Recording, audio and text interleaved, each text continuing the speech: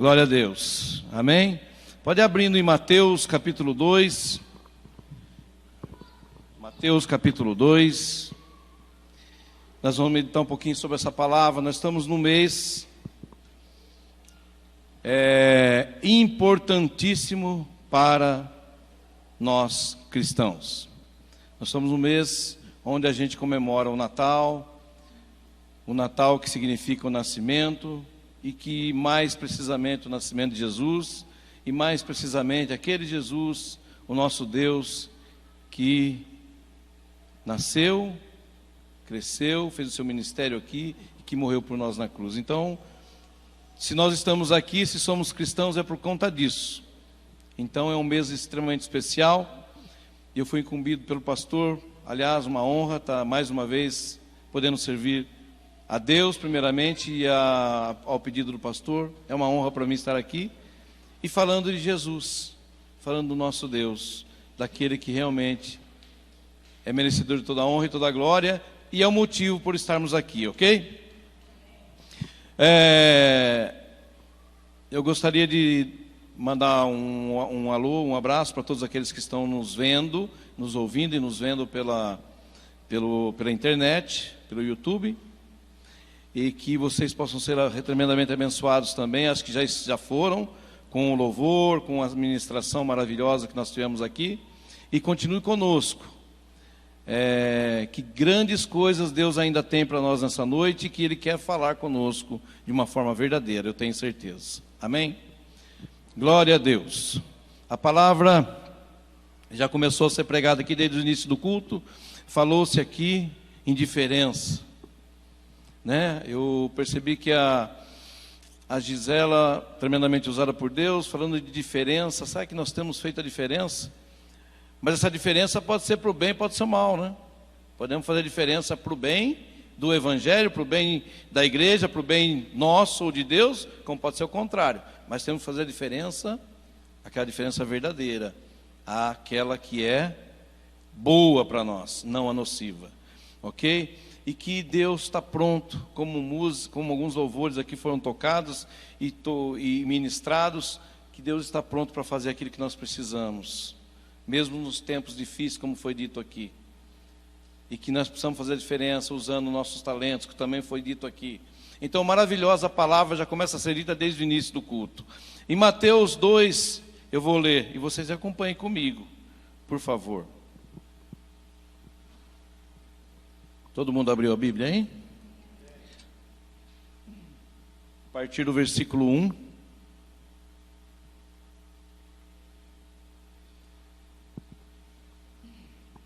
Vamos lá então. E tendo nascido Jesus em Belém da Judeia, no tempo do rei Herodes, eis que uns magos vieram do Oriente a Jerusalém, dizendo: onde está aquele que é nascido rei dos judeus? Porque vimos a sua estrela no Oriente, e viemos a adorá-lo. E o rei Herodes, ouvindo isto, perturbou-se, como também toda Jerusalém com ele.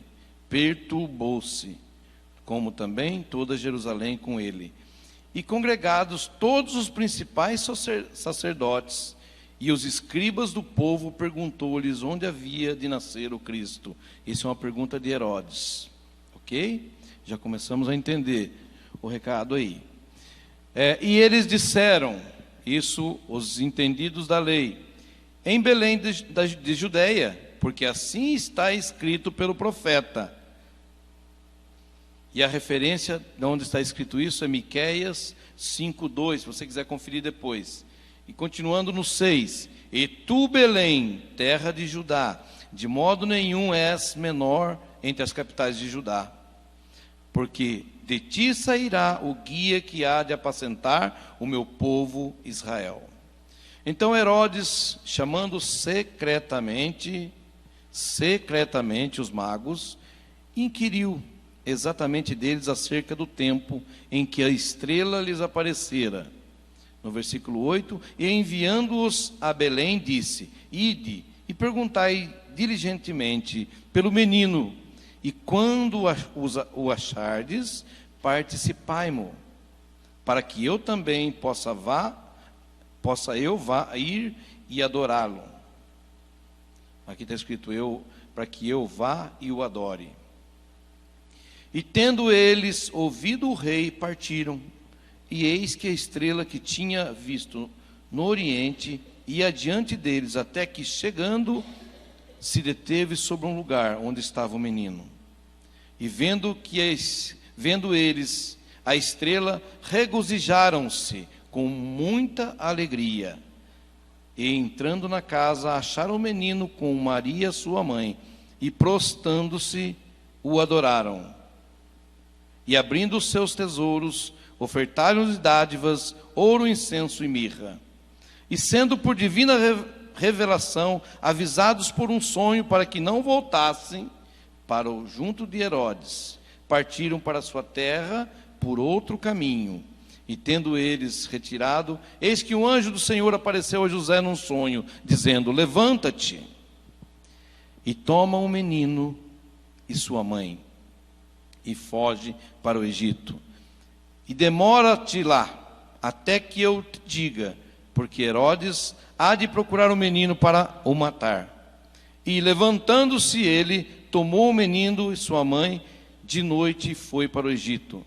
E esteve lá até a morte de Herodes, para que se cumprisse o que foi dito, mais uma profecia, para que se cumprisse o que foi dito do Senhor pelo profeta, que diz: do Egito chamei o meu filho. Essa referência está em Oséias 11:1. Então Herodes, vendo que tinha sido iludido pelos magos, irritou-se e mandou matar todos os meninos que havia em Belém e em todos os seus contornos, de 2 anos para baixo, segundo o tempo que diligentemente inquiria dos magos. Então se cumpriu o que foi dito pelo profeta Jeremias, que disse: e em Ramá se ouviu uma voz de lamentação, choro e grande pranto, Raquel chorando os seus filhos, e não quer ser consolada, porque já não existe mais. Jeremias 31:15 é a referência para essa passagem também, que era uma profecia. No 19, morto porém Herodes, eis que o anjo do Senhor apareceu a José no Egito, dizendo: levanta-te e toma o menino e sua mãe e vai para a terra de Israel, porque já estão mortos os que procuravam a morte do menino. Então ele se levantou e tomou o menino e sua mãe e foi para a terra de Israel. E ouvindo que Arquelau reinava na Judéia em lugar de Herodes, seu pai, receou de ir para lá. Avisado num sonho, por divina revelação, foi para partes da Galileia. E ele habitou uma cidade chamada Nazaré, também para que se cumprisse mais uma promessa: ele será chamado Nazareno. Amém? Glória a Deus. Obrigado, Jesus. Que o Senhor possa nos conceder mais uma palavra nesta noite para os nossos corações, e que o Senhor possa me usar na maior simplicidade possível, em nome de Jesus. Amém. Deus é maravilhoso. Amém? Quem concorda comigo? Não tem como duvidar disso, né? Tudo que Deus faz é cuidadosamente, minuciosamente planejado, né? Ele faz todos os cálculos. É notório que quando passeamos pela palavra, podemos perceber com facilidade isso. Tudo como vai se passando, tudo é calculado, tudo tem um porquê.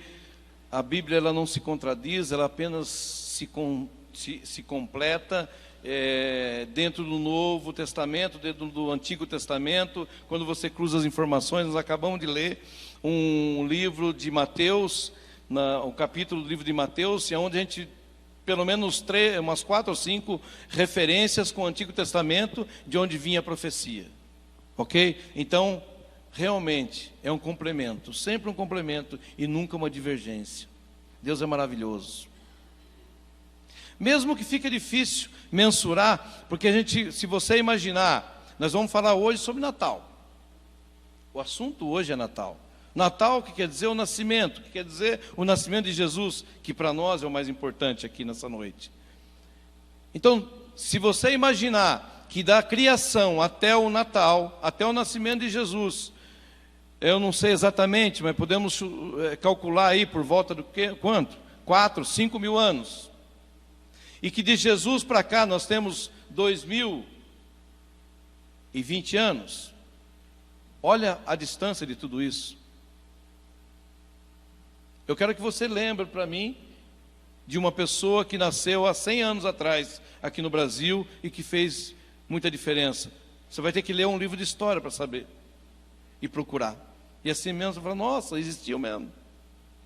Mas não, na Bíblia é 4, 5, 6 mil anos, a história se passando, e ela se confirmando, e Deus trabalhando de todas as formas, que as coisas vão se encaixando, durante um espaço de tempo tão grande que não dá para acreditar. A verdade é que tudo estava pronto e planejado. Quando Deus falou lá para nós aqui na Bíblia, lá em Gênesis, que Ele falou, haja luz. Quando Ele criou as árvores, os animais, quando Ele criou o homem, quando Ele criou a mulher, quando Ele fez a criação do mundo, já estava na mente e no coração dEle o Natal. É impressionante. Quando você pega a luz do Espírito Santo, a luz da palavra, você vai lá em Gênesis, no capítulo 3, no versículo 15, a gente é surpreendido com uma conversa de Deus com a mulher. A mulher havia acabado de pisar na bola. A mulher, Eva. Nós. E Deus estava falando com ela. E ela tentando justificar, colocando a culpa em cima de quem? Da serpente. Não era do homem, não. Já tem gente querendo culpar os homens aí. Não, ela estava culpando a serpente. Dessa vez, a mulher estava culpando a serpente. Mais tarde pode ser que ela culpou o homem. Mas ela estava culpando a serpente. E Deus, falando com ela, falou assim, olha aqui, Eva, travarei uma batalha entre você e a serpente ao longo do tempo. Estará, a partir de agora, travada uma batalha entre você e a serpente. E eu, tentando entender à luz da palavra e pedindo ajuda ao Espírito Santo, eu pude entender que Deus estava falando para ela, colocarei uma batalha entre o homem, o ser humano, o homem ou a mulher e o pecado. O homem e a mulher sendo naquele momento identificado como Eva e a serpente sendo identificado como pecado. E eu fico imaginando Eva ouvindo aquilo. O que será que vai acontecer? Mas Deus é maravilhoso. Em Gênesis 3,15, lá no comecinho da Bíblia, e logo na sequência que ele falou isso, ele fala o quê? Ele fala, e da mulher, do ventre da mulher, não falou de Eva, ele falou do ventre da mulher, que é lógico que tem a descendência de Eva, do ventre da mulher, nascerá aquele que pisará e esmagará a cabeça da serpente, amém? Você tem motivo para agradecer por isso? Lá em Gênesis 3,15, você pode ler depois. À luz da palavra, à luz do Espírito Santo, leia esse versículo, você vai entender. Então, na realidade, tudo estava preparado. Eu, quando olho para a palavra, quando olho para o Natal, eu não consigo entender, eu não consigo ver outro evento, outra situação dentro da palavra. Nós podemos ver o dilúvio, outras coisas mais aí que não vem à mente agora, que são extremamente importantes, mas não consigo enxergar nada grandioso como o Natal. Não consigo enxergar nada grandioso como o nascimento de Jesus. E para mim é o maior acontecimento bíblico e escancarado desde o início da Bíblia, em profecias, em situações como essa lá em Gênesis, como isso ia acontecer. Quando a gente pega lá em, acho que é Isaías, que fala sobre a vinda do Senhor também. Então, tudo preparado, tudo muito bem planejado, como Deus faz sempre. Eu fico imaginando, olha que situação grandiosa. Hoje talvez a gente se perdeu um pouco no significado do Natal, a gente se perdeu um pouco quando a gente olha para, a gente vê festas, não que seja errado, a gente vê Papai Noel, não que seja errado, a gente vê árvore de Natal, não que seja errado, a gente vê presentes, reuniões, como nós tivemos aqui hoje, não que seja errado, não estou dizendo que é errado, mas me parece que ficou nisso. Gente, o nascimento de Jesus significa que o Verbo se fez carne. Amém? Significa que o Eterno se transformou em homem como eu e como você. O Eterno. Dá para sentir aí ou não? O próprio Deus saindo da sua plenitude para se colocar como um de nós, para se colocar como um pequeno como eu. O Rei dos Reis, o Senhor dos Senhores, nascendo numa manjedoura. Olha o significado disso. E deve ter muito significado, e deve ter muito motivo para que Deus quisesse que Jesus nascesse numa estrebaria. E eu quero acrescentar um aqui. Ali naquele lugar nasciam animais. E quem é Jesus? Senão o Cordeiro de Deus, que veio para tirar o pecado do mundo. Ele tinha que nascer ali, para mostrar a humildade, para mostrar que ele era o Cordeiro, o verdadeiro.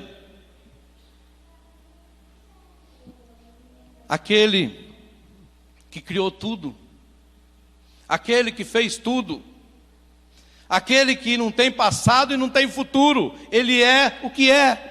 Ele estava ali, simplesmente agora nascendo, colocando o tempo onde não poderia existir.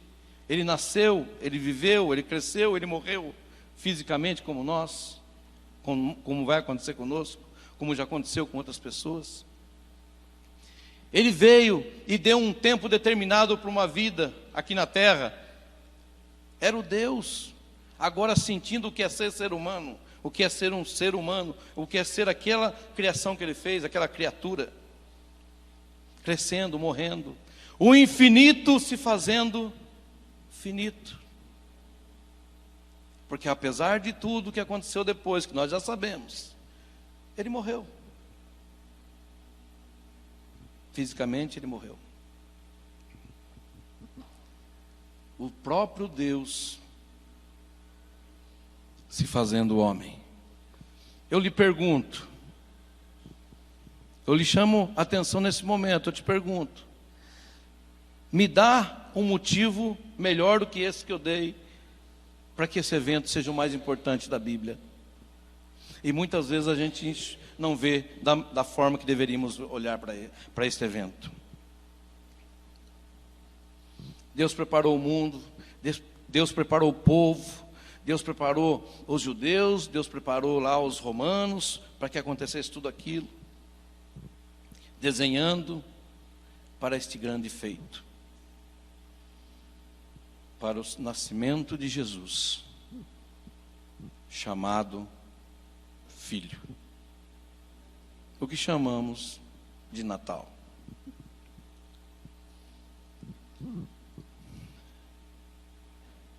Nesse momento eu saio um pouquinho dessa introdução para chegar um pouco mais no que, se Deus já está falando alguma coisa, amém. Mas o intuito principal que eu quero nessa noite é que a gente possa entrar numa outra dimensão agora.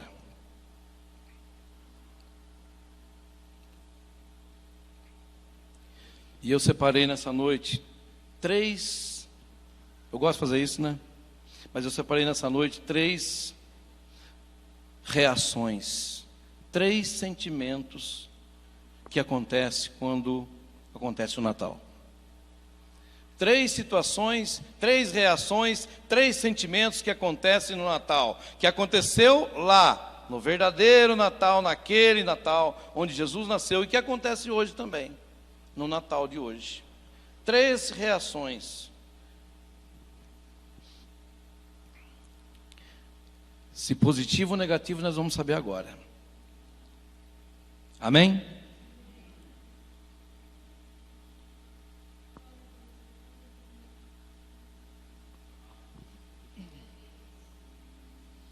Como as pessoas reagem ao Natal? Como as pessoas reagiram lá atrás, no Natal?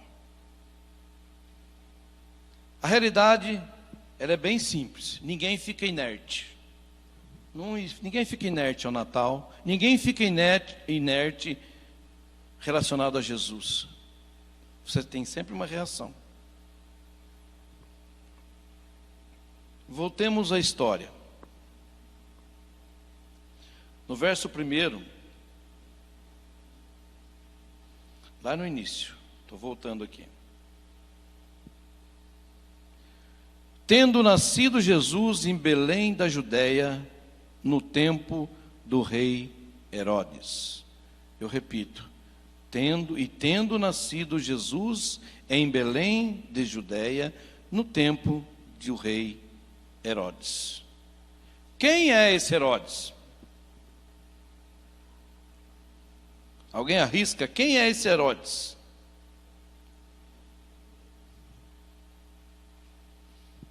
Quem é esse Herodes? Eu fui dar uma fuçada, uma pesquisada sobre Herodes. E eu percebi que nós temos pelo menos 4 Herodes na Bíblia.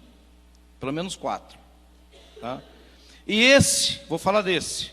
Esse era o chamado grande. Herodes, o grande. Esse, do nascimento de Jesus. Teve um outro, que ele veio na sequência, aquele que mandou cortar a cabeça de João Batista, mas não é o mesmo. Esse aqui é o Herodes do nascimento de Jesus. Ok? O outro era um Herodes Antipas. Ok? Mas vamos lá, vamos entender um pouquinho sobre esse homem. Quem era Herodes? O grande. Ele era o rei dos judeus, naquele momento. Ok? Ele era o rei dos judeus naquele momento. Quem estava nascendo ali naquele momento?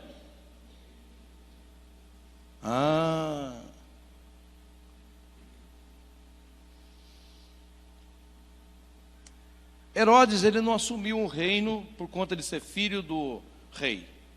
Não foi por questão de herança de família. Herodes, ele era muito amigo de Augusto, que era o imperador de Roma. Ele era muito amigo, e por conta desse relacionamento, ajeitaram a coisa para ele lá, e ele foi ser o rei dos judeus ali, o rei da Judéia. Mas por conta disso, talvez, o reinado dele era um pouco conturbado. Muito conturbado. Ele mandou matar muita gente. Esse cara matou muita gente. Por motivos, às vezes, quando a gente analisa e estuda, para nós, até sem sentido. E ele matava por qualquer coisa. Esse Herodes aqui. Alguns, ele matou por medo. Medo de perder o poder. Herodes assumiu o reinado 40 antes de Cristo. Então, antes de Cristo nascer, 40 anos atrás, Herodes já era o rei. Em acordo com esse amigo dele, o imperador Augusto de Roma. Ele fez muitas coisas ali. Ele fez grandes construções, ele fez o porto, ele tem uma série de detalhes que ele fez, bastante coisa. Muitos anos no reinado, ele fez muita coisa ali. Mas ele tinha uma mania de poder.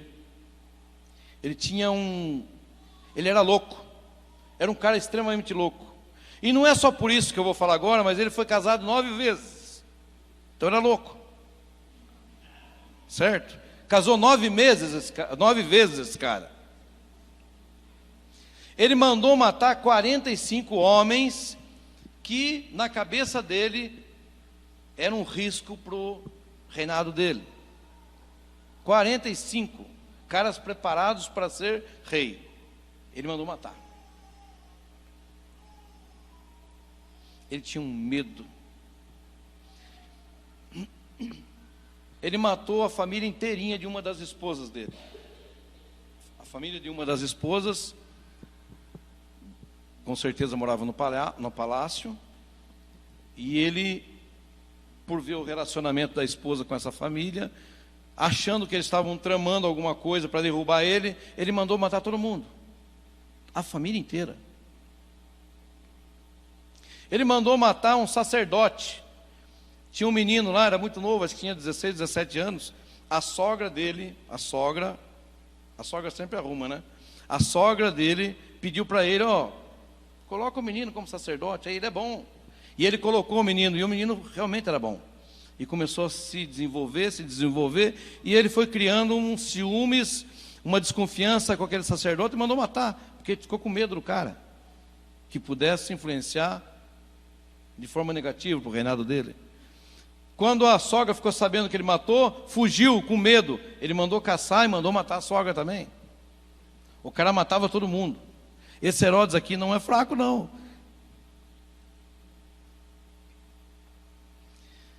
Ele tinha 2 filhos. Um dos dos filhos dele, tinha dois dos 2 filhos dele. Ele mandou estudar em Roma. Acho que Roma devia ser tipo Howard. Nossa, aqui. Ele mandou os meninos estudar lá. Ele queria que os caras ficassem realmente doutores do negócio. E ele mandou. Quando os caras se formaram, estavam voltando para casa, para o palácio, para morar com ele, uma das filhas alertou ele, falou, mas eles vão chegar aí, agora sabe tudo, os caras são bons, é doutor, tal. O que Herodes fez? Matou os 2 filhos. Estrangulado. Esse era o rei Herodes. Esse era o rei que dirigia aquela região, que reinava sobre aquela região naquele momento.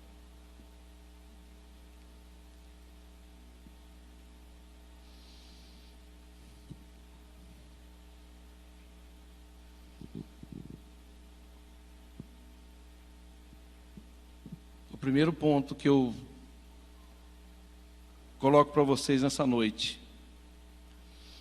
Primeira reação de quem está de frente com o nascimento de Jesus, com o Natal, é de repúdio, é de ódio. É meio contraditório eu estar falando para vocês aqui, mas eu estou falando de Natal e você vem falar de ódio, mas é o primeiro sentimento que muitas vezes algum grupo de pessoas tem quando a gente fala de Jesus, quando a gente fala do nascimento de Jesus. Eu tenho convicção e certeza que dentro da igreja não temos isso. Dentro da igreja não tem ninguém que deseja a morte de Jesus, no sentido que esse rei desejava. Eu tenho certeza que ninguém tem o repúdio de Jesus, senão não estaria aqui. Para que viria? Mas no mundo, lá fora, quando alguém fica sabendo que você é crente, a pessoa fica com raiva, com ódio mortal, muitas vezes, desse Jesus, desse Natal. E tem muita gente aí fora assim. Tem muita gente no mundo, sem julgar, sem apontar ninguém, mas tem.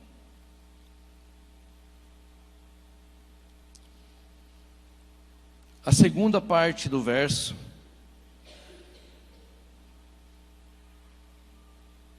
Primeiro, vamos lá. Vocês estão com a Bíblia aberta, hein? Eis que uns magos vieram do Oriente a Jerusalém. Eis que alguns magos vieram do Oriente a Jerusalém, dizendo: onde está aquele que é nascido o rei dos judeus? Você imagina esse cara que eu contei toda essa história, De repente ele ouve os magos na frente dele falando: ó, nós estamos à procura do rei dos judeus. E ele era o rei dos judeus, o Herodes. Ele falou: nós estamos procurando o rei dos judeus, o nascido, aquele que é o rei dos judeus, o nascido. Esse rei, ele ficou enfurecido naquele momento. O que ele fez? Mandou chamar e ele fez uma reunião. Chamou todos os religiosos da época.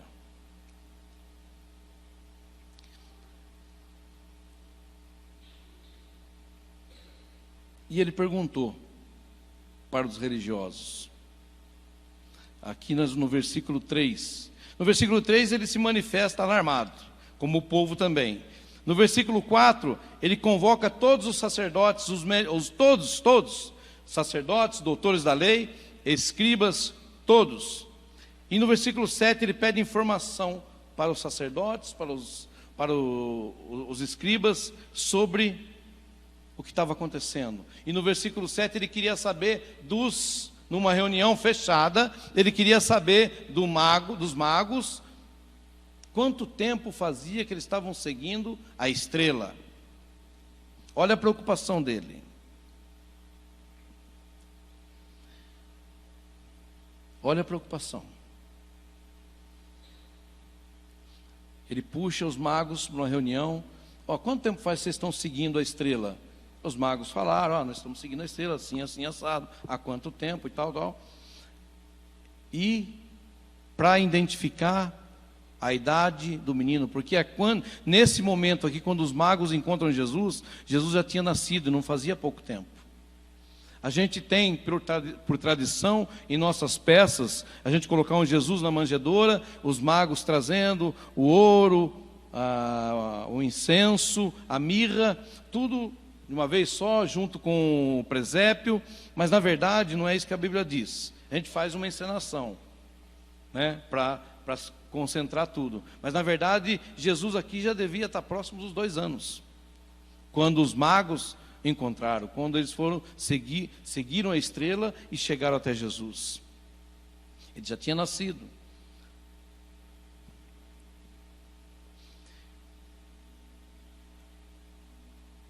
E ele pede: Herodes,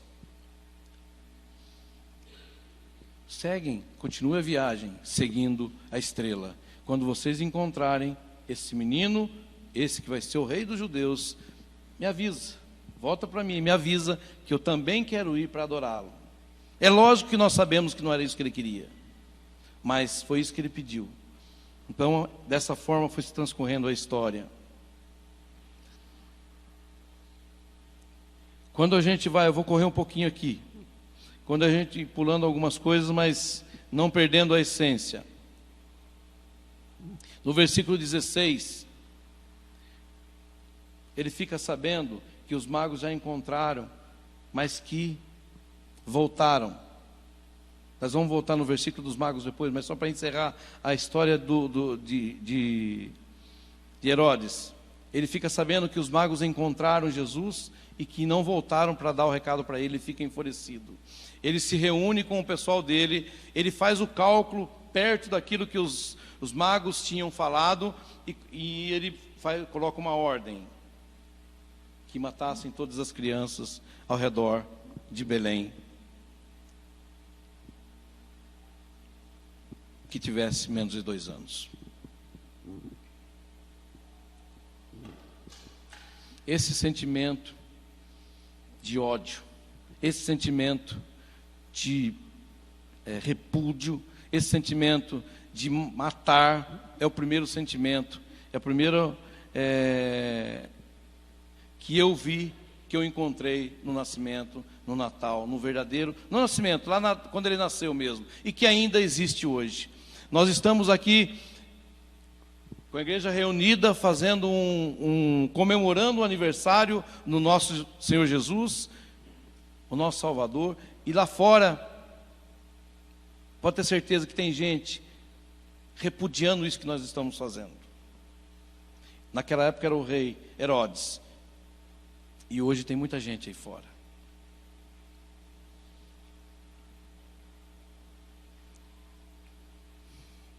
O Natal desperta repúdio e ódio da parte de quem não acredita que Jesus veio para nos salvar.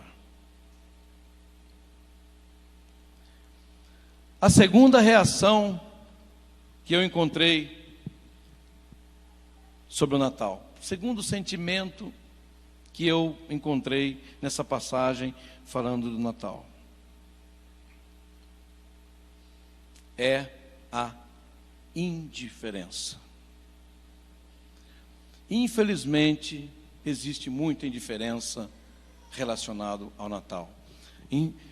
A importância, o grau de importância que eu falei no início aqui, que eu coloquei, que nós deveríamos estar dando ao Natal, infelizmente, existe muita indiferença. E o pior disso é que dessa vez, tem gente dentro da igreja com essa indiferença, que trata com indiferença.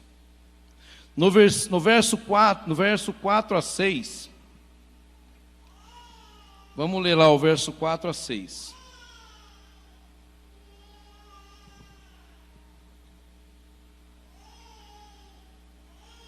Vocês estão com a Bíblia aberta aí ou não? Versículo 4.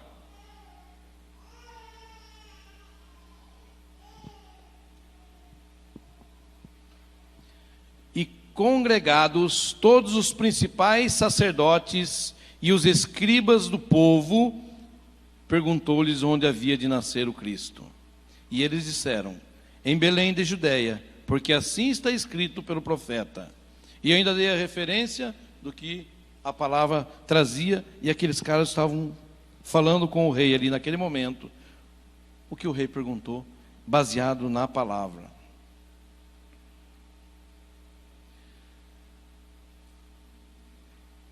Indiferença. Ali estava reunido pastores, vamos trazer para o nosso tempo, pastores, padres, presbíteros, professores, teólogos, todos estavam ali reunidos, todos sabiam da profecia, tanto que foi dito, todos sabiam que Jesus, o rei dos judeus, a profecia dizia que ia nascer naquele lugar, que aqui já foi dito, e ninguém se preocupou, simplesmente o rei falou, fez aquela encenação toda com os magos, depois mandou matar as crianças, mas eles não se preocuparam, para eles estava tudo bem. Não é um pouco contraditório isso? Se nós que temos o entendimento da palavra, se nós que sabemos o que Jesus fez, ou o que Ele faria, e que Ele viria, se a gente tem o entendimento de tudo isso, muitas vezes virar as costas, tratar com indiferença, o que é o Natal? É uma festa. Para eles lá, ninguém deu bola. Trataram com indiferença. Eles conheciam a Bíblia de capa a capa. Eram doutores. Conheciam tudo, todas as profecias. Porém, trataram com total indiferença.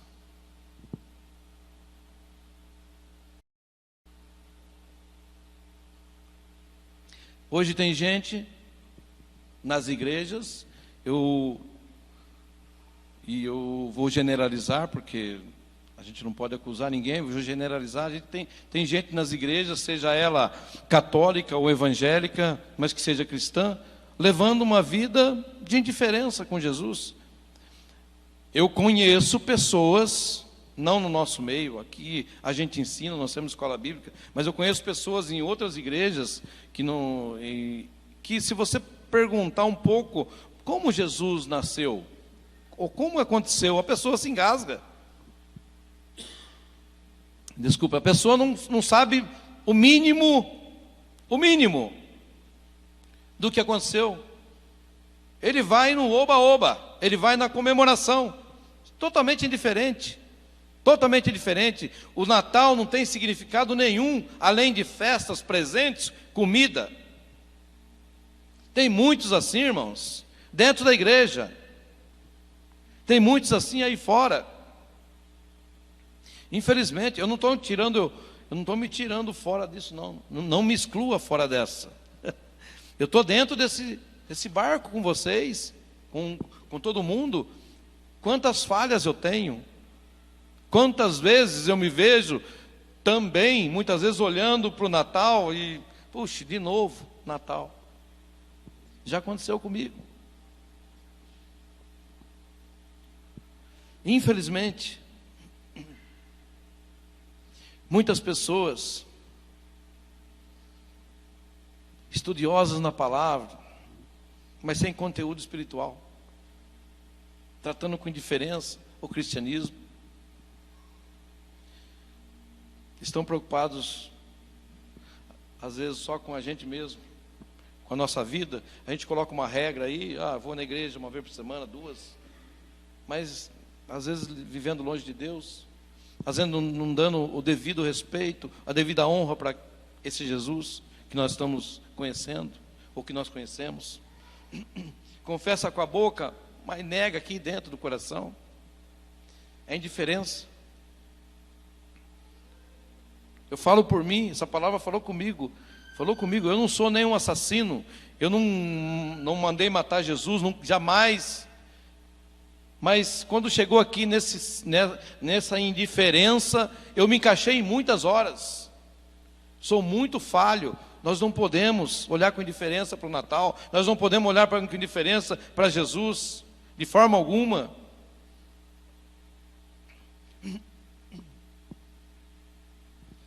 Volta um pouquinho para a história. Volta lá para a crucificação de Jesus. Quem é que levou Jesus para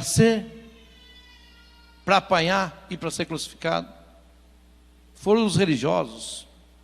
E quem é que votou lá para que Jesus fosse morto em vez de Barrabás? O povo. É uma indiferença. Depois de ver grandes milagres, pessoas lá viram grandes milagres de Jesus, pessoas lá caminharam com ele, chegou na hora de votar lá, solte Barrabás, solte Barrabás. Gente, que indiferença é essa? É só oba-oba?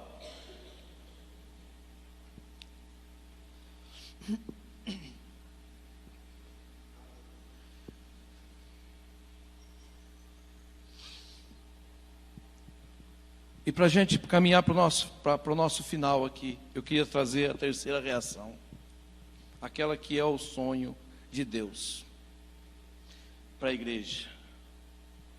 A terceira reação, relacionada ao Natal, relacionada a Jesus.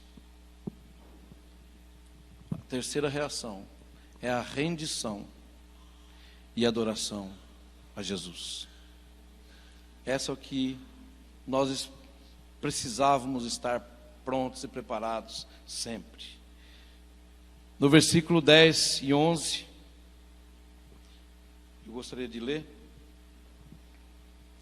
se vocês puderem acompanhar aí, versículo 10 e 11.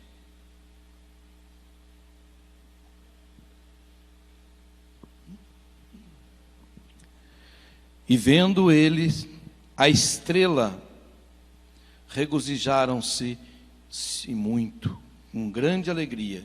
E entrando na casa, vocês entenderam que aqui não era a manjedoura, aqui não era como chama lá, o estábulo? Aqui, entrando numa casa. Então era outro tempo, ok? E eis que entrando na casa, acharam um menino com Maria sua mãe, e prostrando-se, o adoraram, e abrindo seus tesouros, ofertaram-lhe dádivas, ouro, incenso e mirra. Aleluia. Interessante que ali tinha Maria, Jesus, José, e entraram os magos, e eles o adoraram. O adoraram, no singular, ok?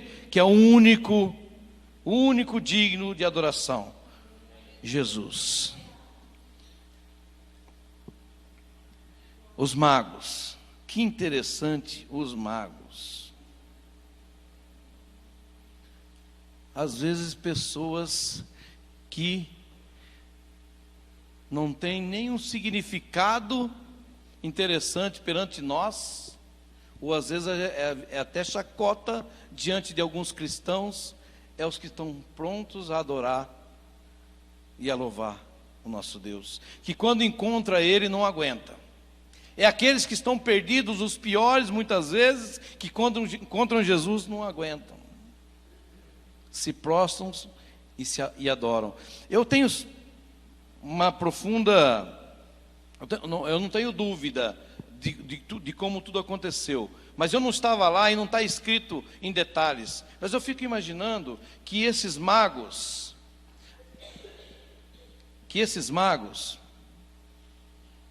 eles não estavam buscando Jesus, esse Jesus que nós conhecemos, eles não estavam. Os magos naquela época, eles eram os astrólogos, eles estudavam os astros, eles não eram cristãos, eles não eram o povo de Deus, e eles vinham de longe, vinham do Oriente. Dá-se entender, quando você começa a estudar com um pouco mais de perspicácia aí, de que eles eram, não eram povo de Deus, era um povo que vinha para adorar um rei, eles vinham preparados para adorar, ou para presentear um rei, e não para adorar o Jesus que nós conhecemos.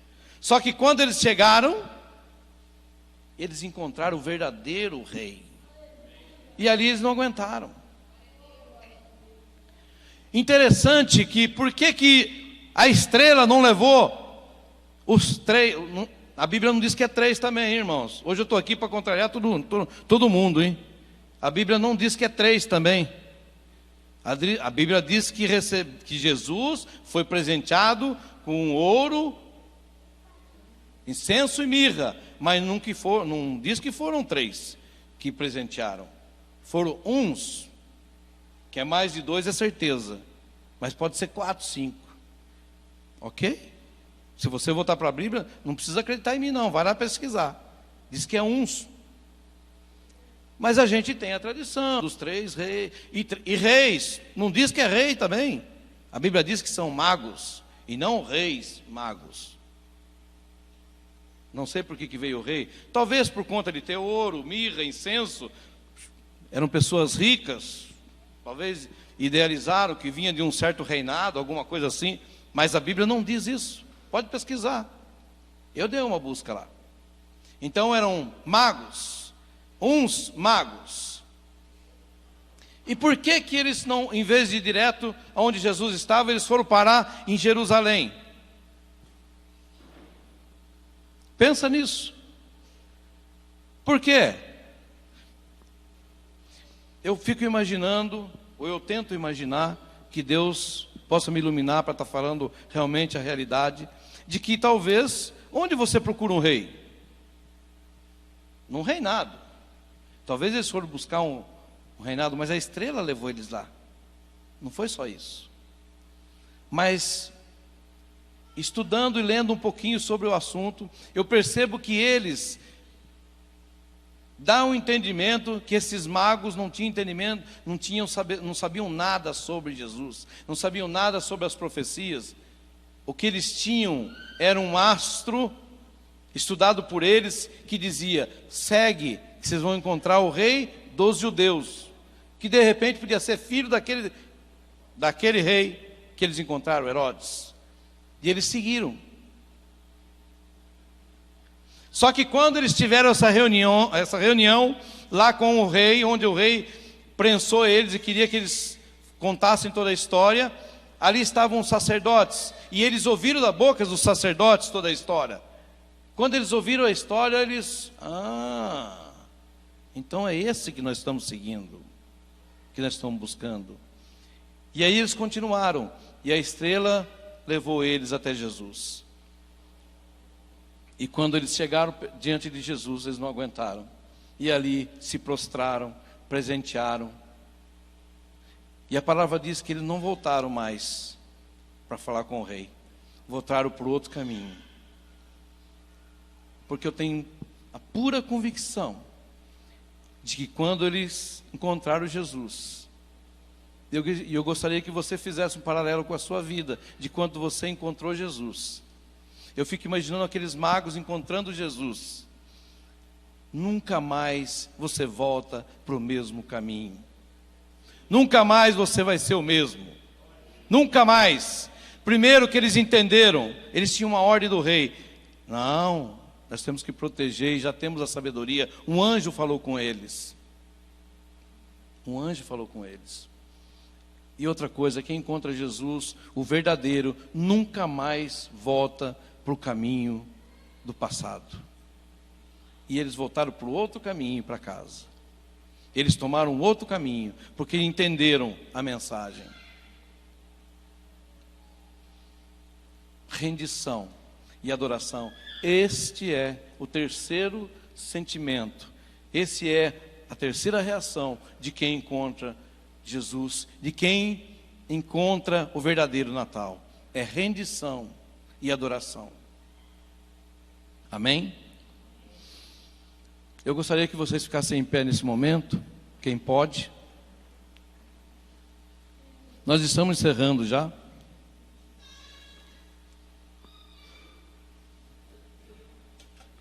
Eu gostaria de fazer uma oração nessa noite.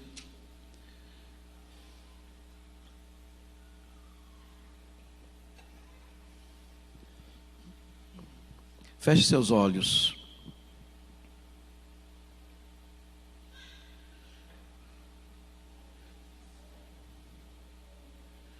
Eu gostaria de fechar essa meditação da noite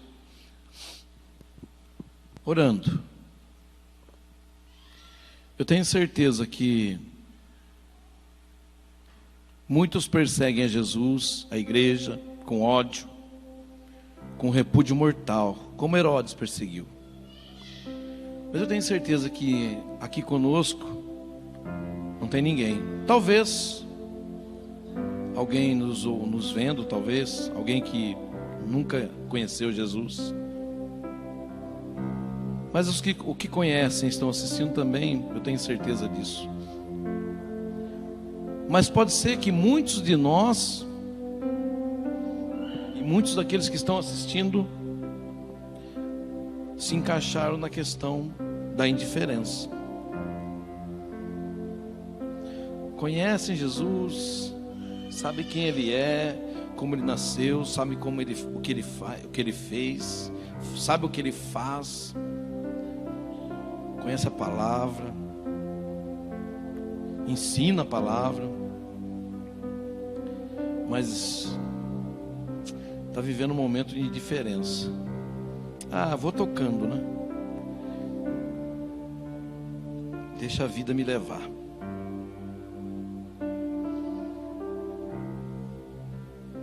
Mas eu acredito que esse está num caminho que é fácil de a gente mudar.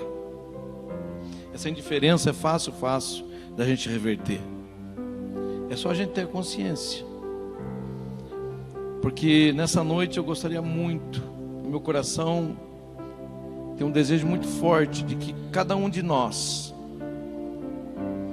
possa realmente sair dessa noite aqui, adorando, se rendendo aos pés desse Jesus, esse que se fez homem como nós, esse que além de vir se tornar homem, levar todo o peso do pecado, da sujeira nossa nas costas, naquela cruz. Eu fico imaginando Jesus lá no seu trono, fico imaginando Deus como Deus, e Ele vendo cada um de nós dando tanta cabeçada. Cada um de nós, Ele ensinou ali no Velho Testamento, Ele fez Ele colocou a lei, e cada vez que Ele se voltava para o povo dele, Ele via que ninguém conseguia. E Ele conhecia tudo, Ele sabia tudo, mas tem uma coisa que eu desconfio, que talvez Ele não soubesse, é como seria estar na pele daqueles porque eles não conseguem, e ouvem a minha palavra, eu ensino, mas eles não conseguem, eles não acreditam, e eles não fazem da forma que eu peço. Eu tenho uma regra e eles não seguem. E Ele fez já, junto com essa idealização da salvação pela cruz, Ele veio e se sentiu como a gente sente. Eu fico imaginando, meu Deus, sentindo o que eu sinto quando eu estou prestes a um pecado. Lógico que Ele é puro, foi puro, não pecou. Ele foi o Cordeiro de Deus, o Cordeiro limpo, que sangrou naquela cruz. Mas eu fico imaginando Ele sentindo a tentação do pecado, como eu sinto, como você sente. Eu fico imaginando Ele sabendo, agora quando Ele olha para mim, Ele olha para o Everaldo, Ele olha para qualquer um de nós, e Ele fala assim: nossa, eu sei exatamente o que Ele sente quando Ele está numa dificuldade. Ele está bravo, Ele está nervoso, Ele está esperneando. Mas eu sei o que é o coração dele, porque eu também estava lá, eu estive nessa pele. Esse é meu Deus, esse é o nosso Deus, esse é o Deus que veio. Ele veio para fazer uma mudança, uma conversão na nossa vida espetacular, e veio experimentar o que nós somos. Que Deus é esse? Aleluia. Pai, em nome de Jesus, em nome de Jesus, em nome de Jesus, eu coloco, Senhor, cada um de nós, dos que estão aqui na Tua casa, a começar de mim, do povo da Tua igreja, meu Pai, daqueles que estão assistindo, que estão distantes, mas que estão nos ouvindo, nos assistindo pela internet. Eu coloco todo esse povo na Tua presença agora, meu Pai. O nosso desejo, o desejo do meu coração, Pai, é que estar Te adorando e se rendendo a Ti nessa noite, Pai. Nós queremos nos render a Ti, nós queremos Te adorar, nós queremos sair daqui, Jesus, entendendo que o verdadeiro Natal é esse, de rendição e adoração àquele que fez tudo por nós. Oh, meu Pai, olha para nós, meu Deus, agora. O Senhor já sentiu tudo aquilo que nós sabemos, que nós sentimos. O Senhor sabe como somos, muitas vezes falhos, mas Tu és um Deus que quando a gente cai, está pronto para nos levantar, meu Pai. Oh, meu Jesus, olha para nós, olha para o Teu povo. Oh, Jesus, derrama, Senhor, esta unção poderosa que vem do céu sobre o Teu povo. Oh, Jesus, aleluia. Pai, nós queremos sair daqui essa noite entendendo verdadeiramente o sentido e tendo essa reação de rendição e adoração a Ti. Entendendo, Jesus, que Tu és o verdadeiro Deus, o verdadeiro Salvador, aquele que veio e que não há outro, que só vai vir para buscar o seu povo. Oh, Pai, em nome de Jesus, alcança aqueles que ainda não têm esse sentimento, alcança aqueles que têm indiferença, alcança aqueles que estão nesse momento te tratando com repúdio e com ódio, meu Pai. Alcança esse povo, meu Deus, como fizeste com os magos, como fizeste conosco, como fizeste com o Teu povo. Alcança, Senhor, alcança as nossas famílias, alcança os nossos filhos, alcança, Senhor, os nossos pais, alcança, Senhor, os nossos amigos. Em nome de Jesus eu lhe peço, Senhor.